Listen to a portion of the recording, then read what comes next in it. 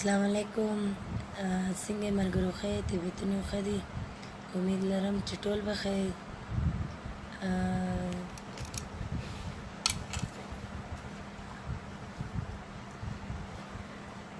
ملګرو د ډېرو ملګرو میسیجونه راځي په میسنجر باندې او ډېر زیات تپوسونه کوي چې ستا څنګه چلو شو، ستا څنګه چلو شو. نو ملګرو ما کیس داخل کړی دی عدالت کې او انشاءالله بس دعا راته کوئ، بیا به پته په عدالت کې لګي. او ډېر خلک وایي دې توبه ویستې ده. نو د چا خوښېږي چې یا څوک سر سره سرتور کي یا ډانسونو کې یا ډرامیو کې یا په سټیج باندې یا راوځي. خو هر انسان یو کار کوي نه چې کوي نو هغه د مجبورۍ نه کوي. جواد جاني څه دی، هغه ما ته خور ویلي دي، هغه ما ته ویلي چې په سعودي عرب کې خلک دي او په دوبۍ کې دي، یا به ستا سره پوره سپورټ کوي. د وسه پورې چې دی ما له وسه پورې نه ما سره چا سپورټ وکړو، نه وسه پورې چې دی ما له 1 روپۍ دې بیا حرامې که ما له چا رالیږلي وي. او داسې بس د تشې خولې خبرې دي چې خلک یې کوي. یو ورځ چا له ورنه کړله چې دا واخله په دې باندې خپلو بچو له یا څه وکړه یا چې دی نو یا پې ته خپل ضرورت سر کا. ما خپل وکیل نیولی دی او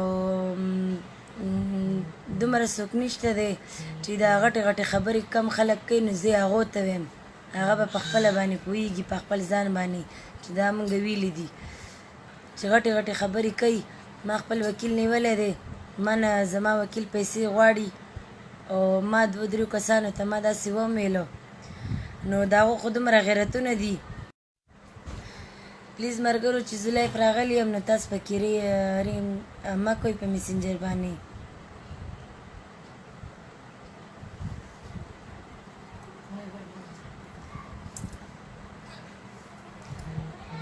نو ملګرو بس ما تاسو سره صرف دا خبره شیر کوله چې ما په هغو باندې کیس داخل کړی دی په خپلو لیورونو باندې او په مراد باندې.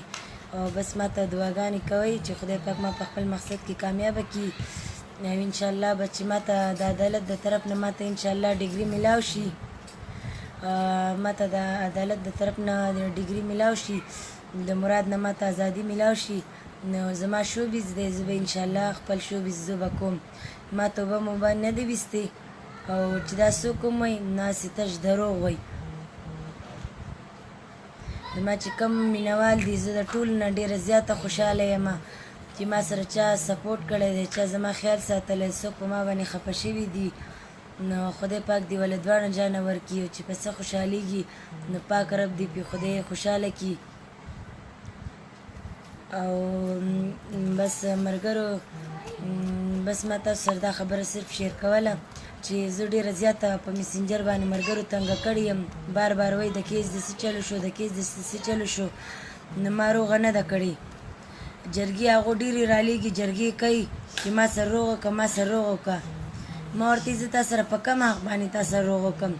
ستا ورور په ما پسې چې کمې کنځلې کړي دي، کم بیانونه یې کړي دي، زه اخر په کم سترګو باندې زه تاسو سره روغ وکړم؟ نو دغه خبره مې تاسو سره کوله چې ما شوبیز نه دی پرېښودی او زه چې دی نو خپل شوبیز به کوم انشاءالله چې زما دا کیس سر ته ورسي، زما دا کیس ته ریزلټ راوځي. زه د خپل د مور په کور کې یم، زما د کیس سر ریزلټ راوځي انشاءالله خپل شوبیز به کوم او بیا به تاسو سره ګپ شپ لګوم.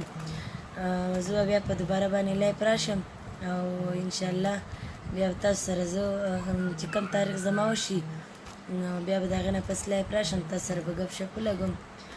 ما په دعاګانو کې یاد ساتئ او زه به تاسو دعاګانو کې یاد ساتم. د خدای په امان.